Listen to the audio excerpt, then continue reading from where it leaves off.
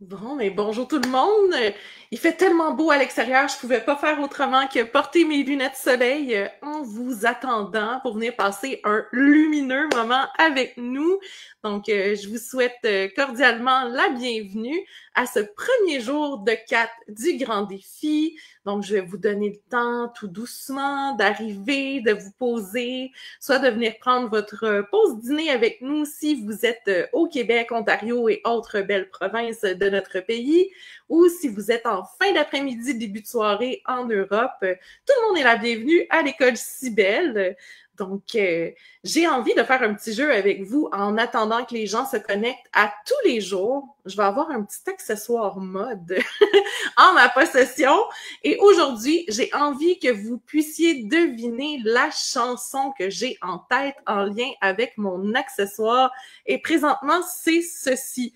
Donc, pendant que les autres personnes arrivent pour le live, ben, je vous invite à aller écrire les titres de chansons à laquelle je pourrais me référer dans ma tête parce que moi, j'ai tout le temps de la musique dans la tête. Je dis tout le temps ça, c'est ma toune, j'ai ma toune dans ma tête.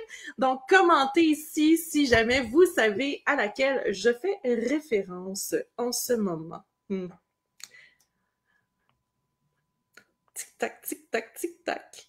Puis pendant que les gens sont en train de taper leurs réponses, mais je vous souhaite officiellement la bienvenue à cette journée qui s'appelle La première trempette. Tester l'eau de ta vocation. Donc, une espèce d'analogie avec la fin des vacances, le début de l'automne, puis tout ça. Donc, c'est vraiment super chouette. Puis en plus, ça donne tellement bien. Aujourd'hui, c'est comme une journée hybride un peu entre les deux. Il fait encore super beau dehors. Moi, c'est clair que je vais aller faire une petite trempette en fin de journée après ma journée de travail. Il fait encore super beau, donc les gens commencent à arriver tout doucement. Je vois le petit coucou ici dans le chat.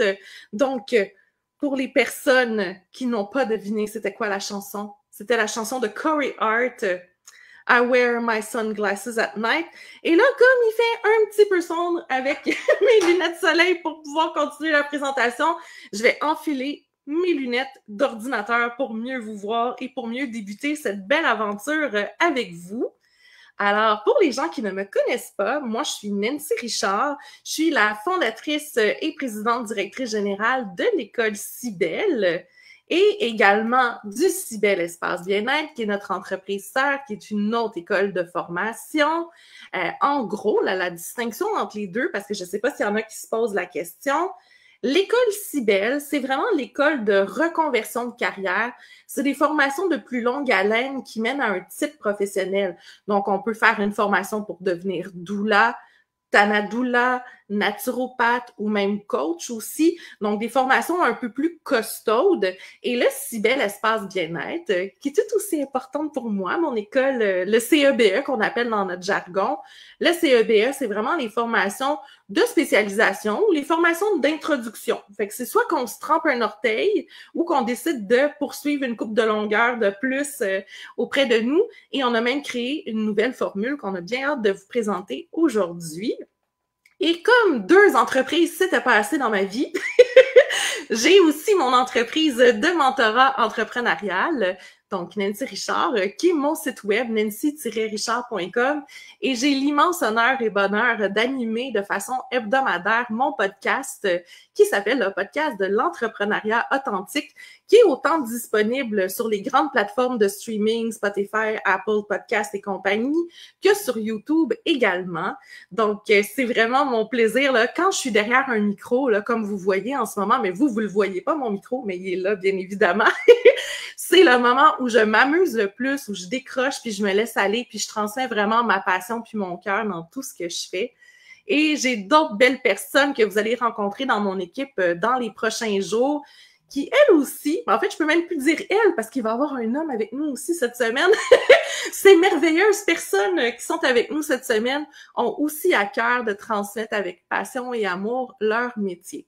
Alors, sans plus tarder, je vais vous présenter mes études avant de faire venir quelqu'un qui est en coulisses. Là, c'est vraiment très drôle parce que moi, je la vois, vous la voyez pas. Alors, qui je suis officiellement en termes de bagage de formation, parce que oui, vous le savez que j'ai fondé l'école Cybelle puis le CEBE, Mais de base, j'ai fait mes études universitaires en enseignement. J'ai fait un certificat en littérature, profil rédaction aussi, parce que déjà, à cette époque-là, il y a plus qu'une vingtaine d'années, je savais que je voulais avoir ma propre école. J'avais tellement aucune idée dans quel domaine encore, mais je savais que je voulais avoir mon école de formation. Puis c'est là que j'ai décidé d'entamer différentes formations pour pouvoir partager mes connaissances. Donc, pour des formations pour devenir doula moi-même, Tana doula, coach, naturopathe et j'en passe. Et bien évidemment, pour pouvoir chapeauter le tout de façon plus officielle et plus structurée, j'ai décidé de faire plusieurs formations dans le domaine de l'entrepreneuriat. J'ai donc fait mon cours de lancement d'entreprise, coach de reconversion de carrière, coach Ikigai et compagnie. Et aujourd'hui, je rassemble toutes ces petites pièces de casse-tête-là pour pouvoir vous proposer quelque chose d'unique. Alors, sans plus tarder, pour de vrai, pas juste pour parler de mes formations, je vais vous présenter la raison pour laquelle vous allez assister aujourd'hui au premier jour de 4 de notre défi. Parce que cet été, quand vous m'avez vu avec mes petites lunettes de soleil, j'ai eu un été enfin reposant pour les gens qui me connaissent. Je suis une personne vraiment très, très, très active dans la vie. Je travaille vraiment, vraiment beaucoup. Quand j'ai quelque chose à cœur, je ne l'ai pas dans les pieds. Je fonce 100 000 à l'heure. Et cet été, j'ai décidé de prendre ça plus relax. Comme j'avais changé de région, j'ai déménagé, mais j'avais envie de découvrir justement les beaux nouveaux paysages qui s'offraient à moi, les nouvelles activités ludiques aussi qui étaient disponibles. Et j'ai bien évidemment profité de ma piscine à tous les jours quand il faisait beau. Et j'ai décidé de jouer à des jeux de société, dont le fameux jeu des Aventuriers du Rail que vous pouvez voir discrètement derrière moi. Donc, c'est un jeu que j'affectionne tout particulièrement. Puis les gens qui me connaissent, vous le savez que j'aime ça me faire des défis de création. Fait que j'ai décidé de vous présenter un combo de ces deux types d'activités, donc les aventuriers du rail et la baignade. Alors, commençons par une brève introduction.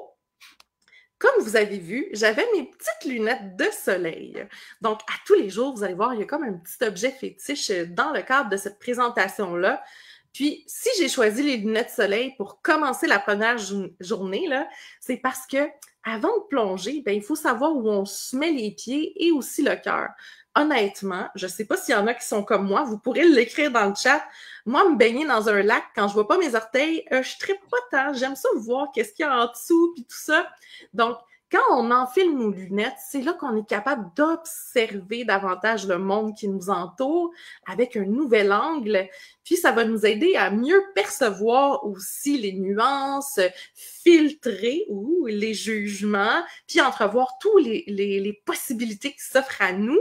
C'est vraiment le moment maintenant pour vous, avec l'effervescence de la rentrée scolaire, d'avoir les yeux grands ouverts sur votre future vocation, sans éblouissement et avec beaucoup de clarté. Et pour avoir plus de clarté, ça va me faire tellement plaisir de vous présenter Cynthia Gibrunel, qui est notre directrice de la faculté de fin de vie. Et en quelque sorte, c'est elle notre paire de lunettes. Je vous explique pourquoi. Parce que Cynthia, elle est claire, elle est lumineuse, puis elle est capable de dissiper l'éblouissement du deuil pour mieux percevoir l'essentiel. Alors, ça me fait plaisir de l'accueillir avec nous chaleureusement. Avec les lunettes. Avec les lunettes, comment ça va? Ça va bien, toi? Ça va super bien, mais merci d'avoir accepté l'invitation aujourd'hui. Ça me fait plaisir, vraiment plaisir. Puis là, je pense que je vais les enlever parce que je vois la vie en rose dans ta barouette, fait que c'est génial comme ça. Donc, Cynthia, comme je mentionnais aux gens, tu es notre directrice de la faculté de fin de vie, mais tu es tellement plus que ça. Mais qu'est-ce que tu fais, Cynthia? Oui, ben en fait, je suis effectivement un membre de l'école Cybelle depuis 2021 déjà, comme formatrice à la base, maintenant aussi directrice de la faculté de fin de vie, comme tu le mentionnes. Oui. Mais en 2020, moi, j'ai commencé mon parcours comme Tana doula, en fait. Oui. Donc, j'ai fait la grande transition il y a quelques années. et je pratique avec mon entreprise qui se nomme Au Pont Couvé depuis ce temps-là. Donc, j'accompagne la fin de vie, le deuil, j'accompagne aussi les naissances, mais ça, c'est comme plus un petit à côté. Je me concentre vraiment plus sur tout ce qui est du niveau de la mort, finalement.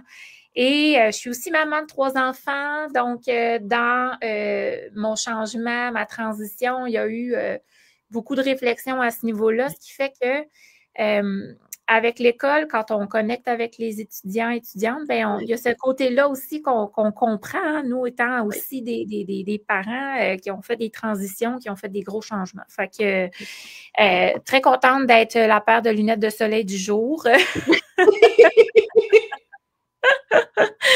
Puis, dans le fond, ben, c'est juste toujours un plaisir pour moi d'être ici pour parler de l'école. Mais oui! C'est tellement une belle... Oh, mais c'est chouette! Ben ouais. Oui, le temps passe tellement vite, fait que ça fait tellement d'années déjà qu'on se côtoie. Puis d'ailleurs, là, c'est tellement chouette. Ce matin, je faisais le décompte, puis c'est notre 10e rentrée scolaire là, à l'école Cybelle déjà. Le temps passe tellement vite quand on est entouré de belles personnes, là. Oui, ça va très, très vite. 10 ans, quand même, hein? Oui. C'est fou. Bravo! Ben merci. En tout cas, ça ne nous rajeunit pas. Oui, mais c'est correct. C'est plus de sagesse, apparemment. Ah oui, oui, tellement, tellement. Puis là, aujourd'hui, je pense que tu avais envie de nous parler d'un sujet particulier qui était justement par rapport à tout ce qui peut nous apporter la petite boule dans le ventre là, avant de nager, là. Oui, définitivement. Et moi, j'avais envie de vous parler, en fait, de dissiper les craintes par rapport aux grands changements, aux transitions. Tu sais, rapidement, moi, j'étais dans un milieu, dans le milieu de l'automobile. Wow! Très masculin, action, performance, tu sais, avec des barèmes, puis un salaire évidemment très stable, tu sais, une stabilité financière, mais aussi une routine qui était installée, qui fonctionnait pour moi pendant un long bout de ma vie. Puis éventuellement, ben, en 2019, moi, j'ai perdu ma mère. Puis c'est à ce moment-là qu'il y a quelque chose qui a complètement chaviré. Donc, j'ai tout remis ma vie en question. Heureusement, pour mon chum, il est resté dans la maison. Je l'ai accepté. Mais au niveau du travail, par exemple, là, j'avais envie de goûter un peu plus à l'humain. Tu sais, de vraiment que ce soit dans mon quotidien, d'avoir ce contact-là avec l'autre, d'aller au niveau de la relation d'aide, oui, pour les autres, mais aussi en quelque sorte, il y avait quelque chose que je faisais pour moi là-dedans.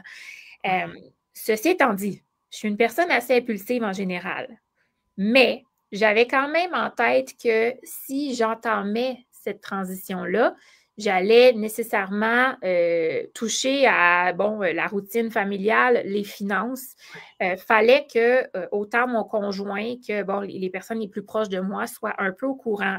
J'avais besoin d'entendre pas leur avis parce que ma décision se prenait pour moi et non pour les autres, mais ça reste que quand ça vient toucher à notre quotidien, c'est quand même important de le préparer. Donc, aujourd'hui, il y a comme 3 points au niveau des craintes que je vais vous parler rapidement. Puis le premier, je viens de le toucher un petit peu, mais c'est la préparation. Donc, concrètement, qu'est-ce qu'on met en place? À qui est-ce qu'on commence à se poser les vraies questions à soi, mais qui est-ce qui a besoin de se poser les questions avec nous pour entamer ça?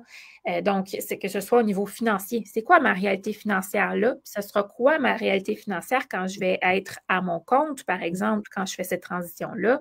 Pendant le temps des études aussi. Est-ce que je continue à travailler? Est-ce que j'ai... Bon, donc, toute l'évaluation de ça doit se faire avant. Le temps de transition. Est-ce que ça va être 1 an, je suis complètement ailleurs, ou bien je me laisse le temps de le faire sur un peu plus longtemps? Donc, c'est un peu comme tracer une espèce de plan de route, là. Tu sais, puis plus on va préparer cet itinéraire-là, bien, plus on va se sentir en sécurité quand on va se lancer. Donc, c'est vraiment le point numéro 1 pour moi qui est, en fait, c'est primordial. Puis, même si on est quelqu'un qui est dans l'impulsivité, dans les décisions, c'est complètement nécessaire parce que c'est pas une petite décision non plus. Non.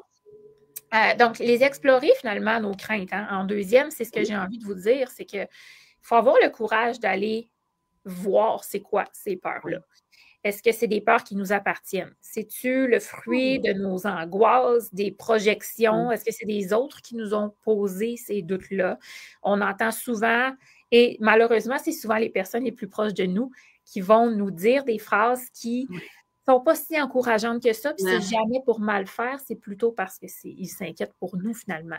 Mais ça veut pas dire que c'est notre vérité à nous, ça. Mais non. Donc, ces peurs-là, on peut les mettre sur papier, on peut en parler avec d'autres entrepreneurs, avec des coachs d'affaires, même les écoles de formation. Si vous prenez le temps de les contacter, c'est le genre de discussion ou de questionnement que vous pouvez avoir avec eux. D'ailleurs, votre décision pour quelle école vous allez prendre. Nous, le téléphone est toujours proche, là, donc si vous avez des craintes, vous savez où appeler. On va prendre le temps avec plaisir d'y répondre, tu sais, mais de ne pas faire comme si elles n'existaient pas, ces craintes-là. Elles sont là, puis elles vont faire partie de votre parcours pour encore assez longtemps. Ce qui m'amène au dernier point, c'est de ne pas en avoir peur de ces peurs-là. Tu sais, il y a beaucoup de mots peur ici, on le voit, mais ça reste que c'est l'émotion numéro 1 quand on veut prendre ce type de décision. Il faut toujours se rappeler que l'inconfort, c'est souvent là qu'on évolue le plus. C'est quand on est inconfortable qu'on va prendre les meilleures décisions de notre vie, souvent. Donc, c'est pas censé être tout doux comme une grosse doudou dans notre lit. Non, ça va être des fois terrorisant. Des fois, ça va nous amener de la joie sans bon sens. C'est une belle montagne russe. Puis, tu sais, aujourd'hui, je ne vous le cacherai pas, après 5 ans de pratique en tant que travailleur autonome, j'ai encore des doutes, puis j'ai encore des craintes. Puis ça va faire partie de ça. C'est normal. Mais les plus grands ont des craintes et en ont eu au moment de prendre la plus grande décision de leur vie. C'est sûr. Écoute, moi, ça fait 17 ans, puis je vais toujours m'en rappeler, tu as dit le mot magique qui m'a fait déclencher. Il y a 17 ans, quand j'ai dit que je voulais devenir doula, naturopathe, puis tout ça, il y a un de mes cousins qui est venu me voir. Comme ça, tu as envie de te faire vivre par ton mari, toi? Pardon?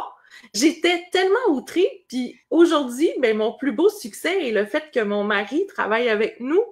Vraiment. Il est devenu co-actionnaire. Fait que, tu sais, aujourd'hui, tu sais, je le prends en riant, mais je savais que je prenais le bon chemin de vie. Mais sur le coup, c'est sûr qu'on peut avoir des craintes. Puis même en cours de route, quand on commence à avoir une crainte, c'est le signe des fois qu'on a un petit aiguillage à réajuster pour faire encore un plus long parcours, là. Oui, tout à fait, tout à fait. Puis c'est pas quelque chose qui est nécessairement présent beaucoup quand on est salarié.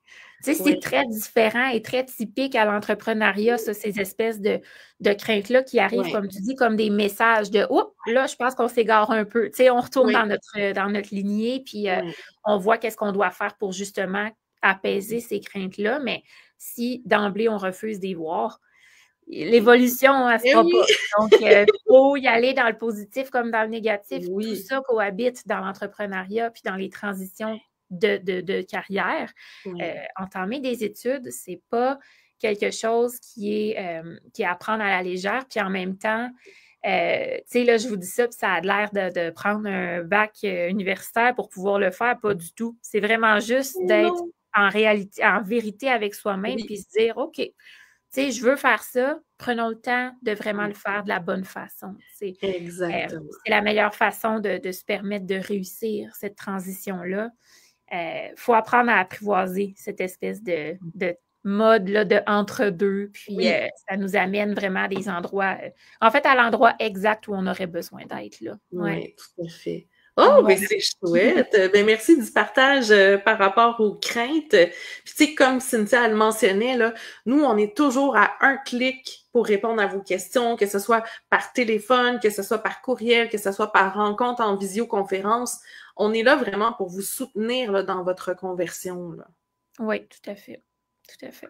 Puis on parle de reconversion. Il y a un autre grand aspect ici que je voudrais échanger avec toi, c'est le positionnement de la période à laquelle on aimerait offrir nos services, parce que l'accompagnement humain, aider son prochain, ça peut être très, très vaste. Donc, à partir de maintenant, là, pour les prochains jours, je vais vous amener certaines pistes de réflexion pour savoir un peu quel positionnement vous avez envie de faire, quel type de service que vous projetez aussi faire dans le futur. Ça va vous guider un peu avec le parcours à emprunter pour pouvoir y parvenir aussi. Donc, aujourd'hui, le thème principal, c'est vraiment le « avant ».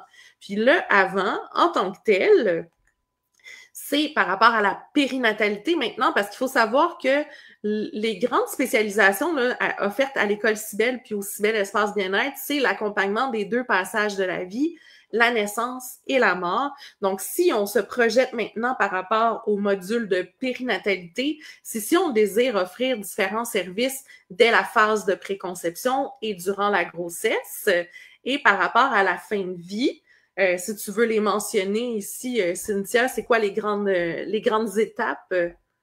Par rapport à la fin de vie, on peut aller de laisser, en fait, aider une personne à créer un legs émotif, à planifier un peu toute la paperasse, la succession, sans aller dans le côté légal, mais de guider la personne ou aligner vers des bonnes ressources. On peut aussi aider avec tout ce qui est deuil blanc.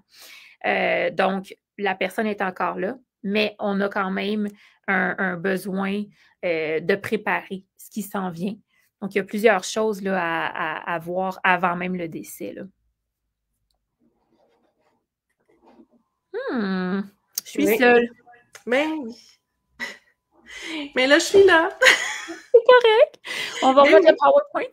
Je me suis fait éjecter de ma propre conférence. C'est merveilleux. Mais non, ça s'en vient. On va tout remettre ça. Vous allez voir. Hein? Oh my God. C'est ça la technologie. Il faut apprendre à surfer avec. Ça peut être un super outil d'apprentissage. Mais des fois, ça nous joue des petits tours. Mais c'est bon. Faut laisser aller. Faut laisser aller. Donc, comme tu mentionnais par rapport à la fin de vie, je ne sais pas si tu as continué, mais tu sais, c'est vraiment dans le volet avant, parce qu'on a le avant, pendant, après, dans n'importe quel domaine. On parle dès l'annonce du diagnostic à pronostic sombre, les derniers mois, les dernières semaines et les derniers jours. Je considère que les dernières heures et compagnie, c'est plus le pendant, si on veut. Là. Donc, c'est plus dans ces phases-là là, de la fin de vie. Puis qu'est-ce qu'on peut bien offrir comme service justement pour se projeter? Si vous avez envie de travailler dans le domaine de la périnatalité, mais vous pouvez vraiment faire un service d'accompagnement à la préconception, fertilité au naturel, animer des cercles de femmes, des ateliers, des conférences. Vous pouvez même écrire des livres ou des articles. Moi, c'est un peu le service qui m'a amené à pratiquer le métier de doula il y a déjà 17 ans de ça. J'ai écrit, je sais même plus combien de centaines d'articles de revues sur le sujet. Moi, c'était vraiment ce qui m'attirait, justement, de par mes études précédentes. La preuve qu'on peut...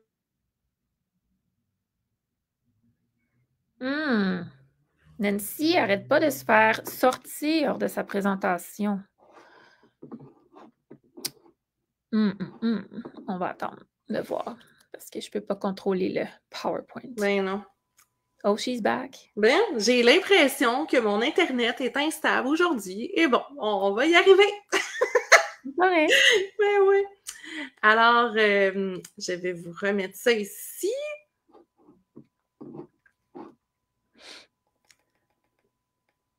Clic, clic, clic, clic, clic. Puis pendant la grossesse, qu'est-ce qu'on peut faire aussi? Parce que c'est pas tout, là. On peut travailler en période de préconception, on peut faire des rencontres prénatales, on peut aider à rédiger certains plans pour nous préparer justement en amont à différents services. On peut animer des cercles de futures mères, des ateliers, puis ça aussi, faire preuve de mettre de l'avant notre plume. Et du côté que toi, tu es plus familière, quoique toi, tu es celle dans l'équipe qui balance des deux côtés aussi, tu sais, dans ton offre de service. On peut aider à rédiger des mémoires ou des messages aux profs. Puis ce matin, je t'écoutais en entrevue à la radio, donc toi, tu étais bien occupée aujourd'hui, ma chère. Un gros matin. Oui. Puis, tu sais, tu mentionnais justement aider à rédiger des livres de recettes, parce que ça aussi, ça fait partie des mémoires qu'on peut avoir. Ça, je trouvais que c'était une super belle idée là, de service. Là. Ça se perd beaucoup, hein? Puis, tu sais, on le dit souvent, là, moi ici, c'était avec mes amis, là, la sauce à spaghetti, notre grand-maman, là, on n'en fait pas. On ne sait même pas où la recette, tu sais. Puis, c'était tellement comme quelque chose d'important puis de primordial dans beaucoup de familles québécoises. Les recettes, c'est vraiment très...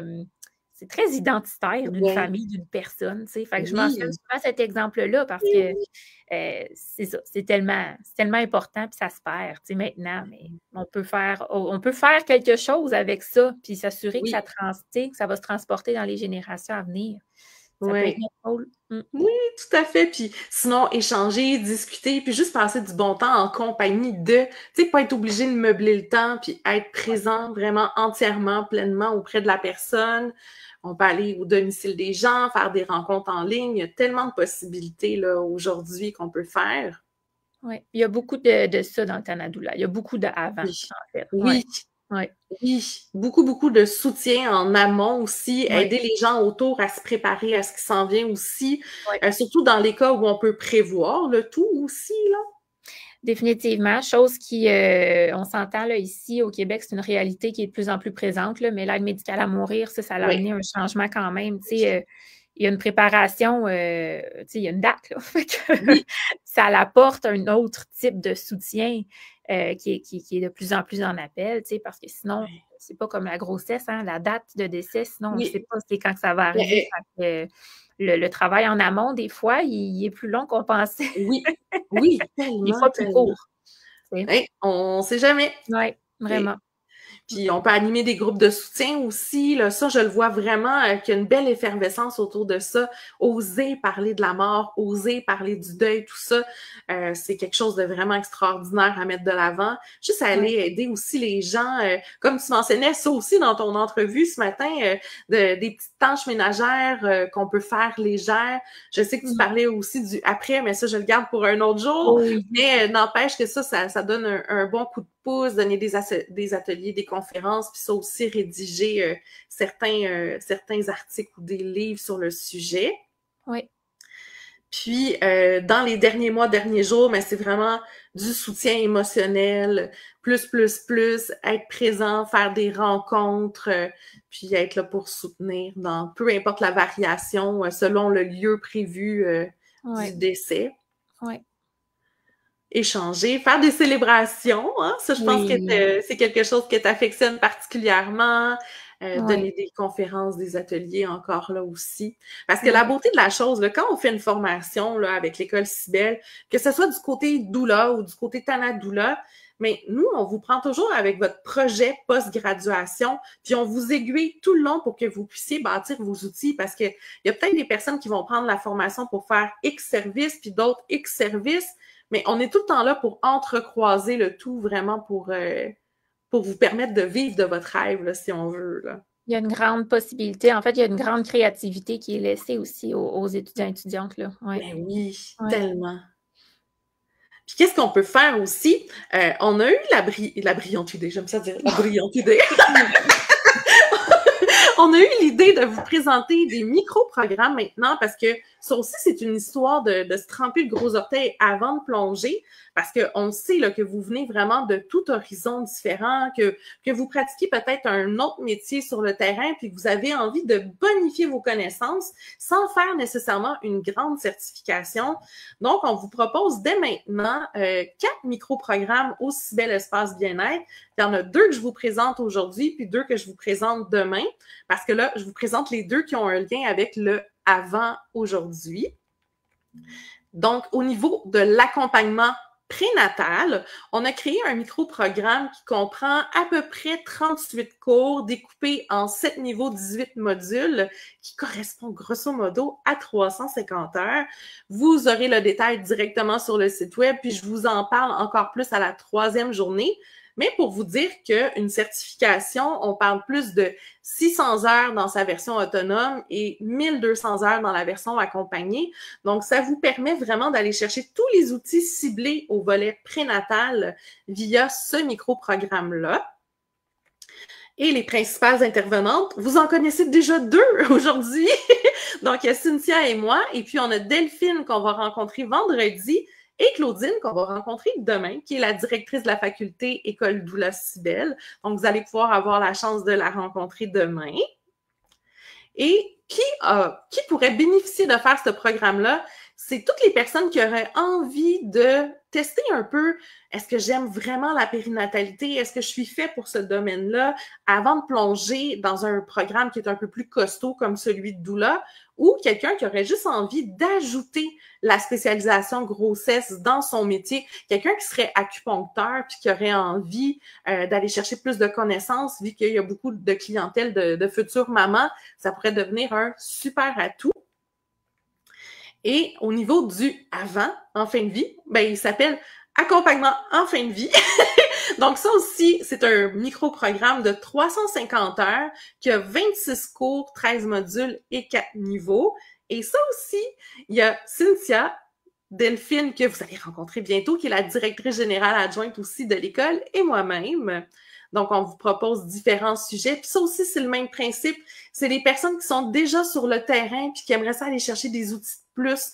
Tu sais, ça pourrait être quelqu'un qui travaille, je sais pas moi, comme travailleur social puis qui aurait envie d'aller chercher des outils sur l'accompagnement de fin de vie pour être capable d'accueillir les émotions qui peuvent être fortes dans un moment aussi charnière de la vie, ou quelqu'un qui aurait envie de voir, est-ce que je suis vraiment faite pour me reconvertir en tant que telle pour devenir Tana Doula à mon tour. Et ce que j'ai envie de faire maintenant, c'est vous faire la carte ici. Si vous êtes familier avec le fameux jeu de Les Aventuriers du train, Les Aventuriers du rail, désolé, c'est la petite carte de wagon multicolore. J'ai choisi ce petit thème-là de ce jeu-là pour vous présenter aujourd'hui parce que ben on n'a pas nécessairement besoin de connaître notre trajet encore qu'on a envie d'emprunter parce qu'on accumule nos petits trains puis on est capable après de faire le tracé qui nous convient, mais on sait qu'on a une carte précieuse entre les mains. Donc, cette carte-là, je la vois un peu comme la première carte de votre trajet de vocation. Puis ça va vraiment vous permettre d'ouvrir le chemin que vous désirez. Puis on n'a tellement pas besoin de savoir où on s'en va encore. On rentre dans le train, puis on verra bien c'est quel itinéraire qui est le plus adapté à nous à ce moment-là. Ouais. Donc, si vous nous écoutez en direct ou en rediffusion, je vous donne le premier devoir du jour. Et sachez que je les lis avec grande attention. Ça me touche toujours beaucoup. Tu sais, c'est pas un devoir, tu sais, même si on dit qu'on est l'école Cybelle, c'est pas un devoir pour un devoir, là. Vous allez faire un grand moment d'introspection, je vous le dis. Alors, question du jour.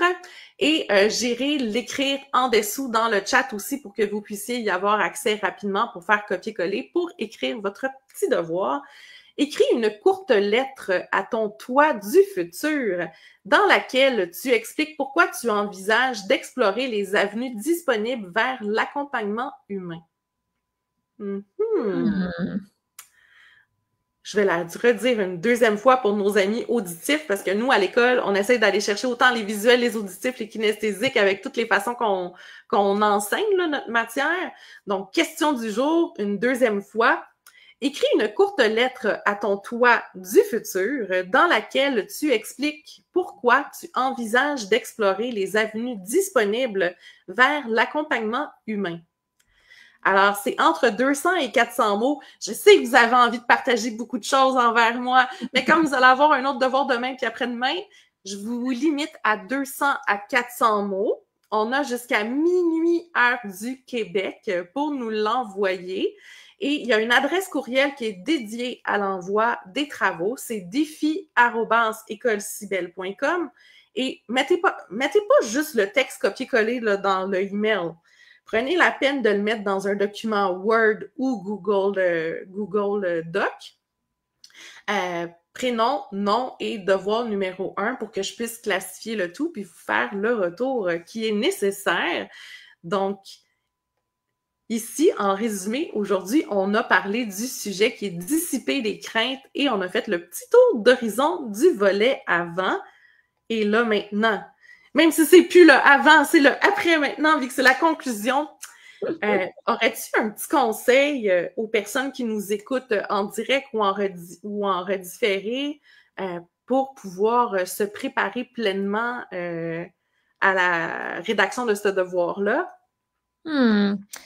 Pour ce devoir-là particulièrement, je vous dirais d'éviter de tomber dans les clichés. Tu sais, aller encore une petite couche plus loin, là. Tu sais, parlez-vous à vous-même pour de vrai, finalement. Vous OK. n'avez pas à convaincre personne. Vous êtes les seuls qui savez pourquoi vous avez besoin de ça. Vous n'avez pas à convaincre Nancy ou moi ou peu importe. C'est à vous que vous devez parler.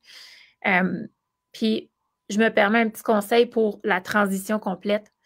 Une chose que je vois beaucoup, c'est que les gens sont pressés. Prenez le temps. Prenez le temps de bien faire les choses. Ouais, c'est pas une course, là. Tu sais, c'est pas une course. Puis c'est important de le faire en pleine conscience, finalement. Ouais. Oh, j'aime ça! Mais je pense que je pourrais pas rajouter rien de plus. Là. C'est tellement une sage parole que tu viens de dire, là. Donc, ben écoute, Cynthia, je te remercie vraiment beaucoup d'avoir passé cette belle demi-heure-là en ma compagnie. Ça m'a fait vraiment plaisir, vraiment. Puis, ben, on se retrouve bientôt, bien évidemment. Puis, pour tout le monde, ben, on se retrouve aussi demain, même heure, même poste. Fait que, ciao, ciao! Bye.